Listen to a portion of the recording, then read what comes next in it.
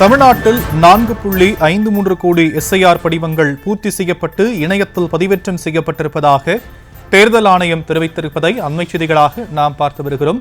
தமிழகம் உட்பட 12 மாநிலங்களில் எஸ்ஐஆர் பணிகள் மேற்கொள்ளப்பட்டு வரக்கூடிய நிலையில் தமிழகத்தில் 4.5 கோடி எஸ்ஐஆர் படிவங்கள் பதிவேற்றம் செய்யப்பட்டிருப்பதாக இந்திய தேர்தல் ஆணையம் தெரிவித்திருப்பதை அண்மை செய்திகளாக நாம் பார்த்து வருகிறோம். விவரங்களை செய்தியாளர் மதியழகன் வழங்க நாம் கேட்கலாம். மதியழகன், விவரங்கள்.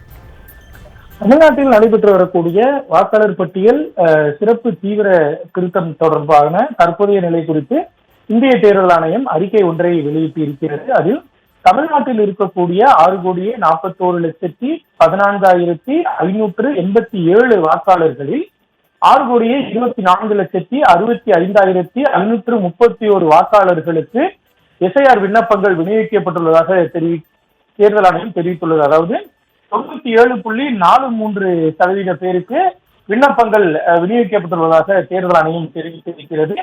அவ்வாறு விநியோகிக்கப்பட்ட விண்ணப்பங்களில் வாக்காளர்களிடம் பூர்த்தி செய்யப்பட்டு பெறப்பட்ட விண்ணப்பங்களில் சுமார் 4,53,28,172 விண்ணப்பங்கள், அதாவது 70.70% விண்ணப்பங்கள் பிஎல்ஓக்களால் இணையத்தில் பதிவேற்றம் செய்யப்பட்டுள்ளதாகவும் இந்திய தேர்தல் ஆணையம் அறிக்கையின் மூலம் தெரிவித்திருக்கிறது.